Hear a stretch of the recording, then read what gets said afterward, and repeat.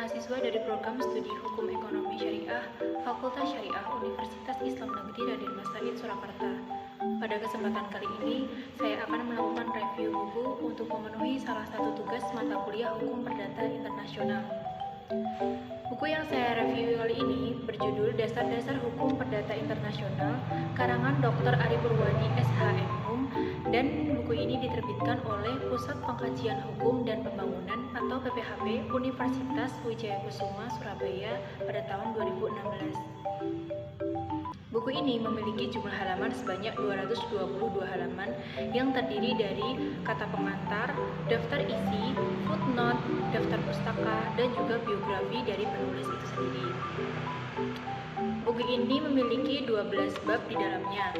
12 bab tersebut berisi beberapa penjelasan atau pembahasan mengenai beberapa materi tentang hukum perdata internasional, yang mana bab pertama membahas mengenai pengertian dan juga ruang lingkup dari hukum perdata internasional.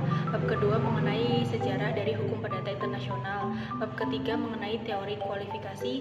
Bab keempat mengenai titik taut. Bab kelima mengenai renvoy, dan masih banyak bab-bab selanjutnya yang dibahas dalam buku ini.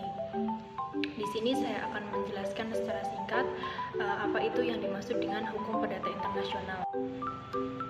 Sebagaimana yang diketahui bahwa pada dasarnya istilah dari hukum perdata internasional itu merupakan terjemahan dari istilah-istilah asing yang kemudian diterjemahkan menjadi hukum perdata internasional.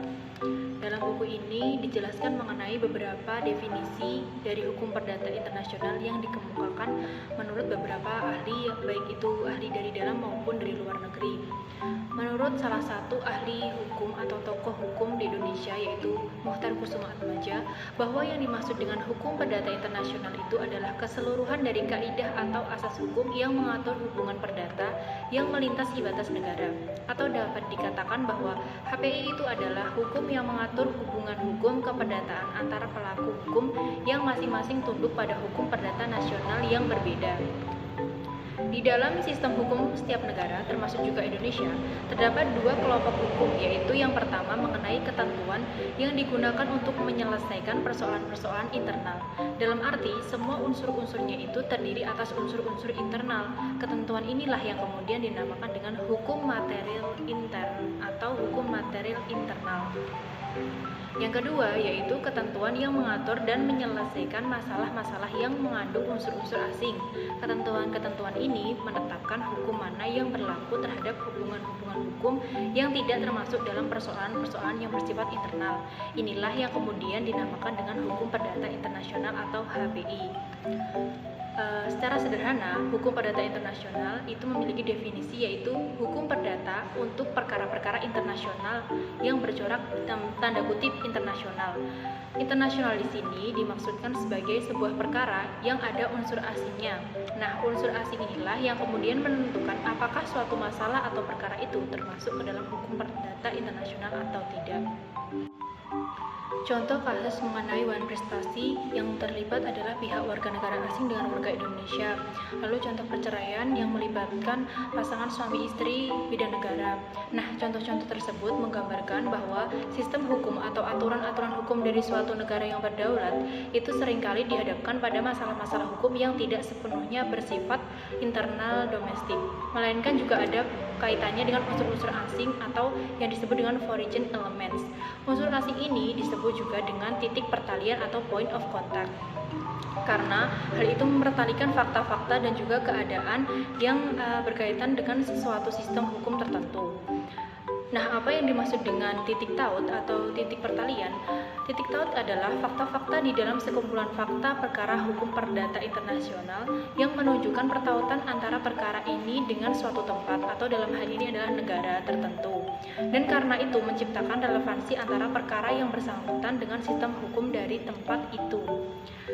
Menurut salah satu ahli hukum, yaitu Sudargo Gautama, menyebutkan bahwa titik taut atau titik pertalian merupakan suatu hal atau keadaan yang menyebabkan berlakunya suatu sistem hukum tertentu.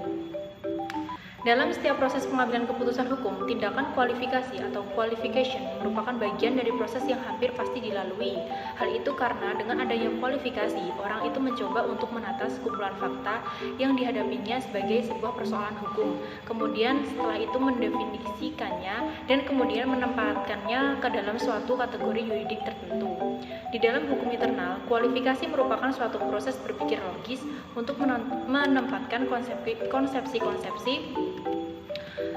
yang atau asas-asas yang dapat digunakan untuk menelaah ke dalam sistem hukum yang berlaku. Di dalam HPI, kualifikasi itu menjadi sangat penting karena berkaitan dengan adanya suatu kewajiban untuk memilih salah satu sistem hukum yang relevan dengan kasus yang dihadapinya.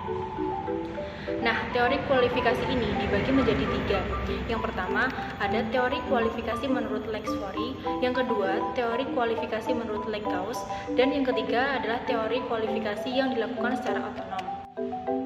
Itu tadi sekilas materi tentang hukum perdata internasional yang dapat saya sampaikan dan saya kutip dari buku Dasar-Dasar Hukum Perdata Internasional ini. Untuk selanjutnya, saya akan mengulas mengenai kelebihan dan juga kelemahan dari buku ini.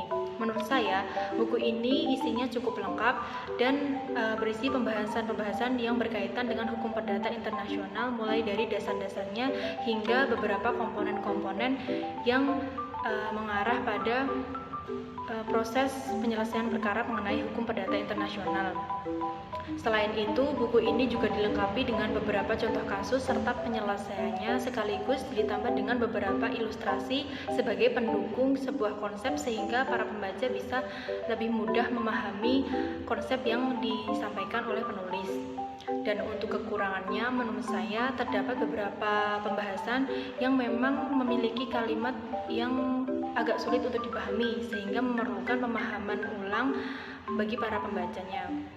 Akan tetapi menurut saya secara keseluruhan buku ini sangat bagus dan sangat cocok direkomendasikan untuk para mahasiswa yang ingin memahami atau lebih mendalami mata kuliah hukum perdata internasional. Nah, itu tadi sekian review book yang dapat saya sampaikan. Kurang lebihnya saya mohon maaf. Terima kasih. Wassalamualaikum warahmatullahi wabarakatuh.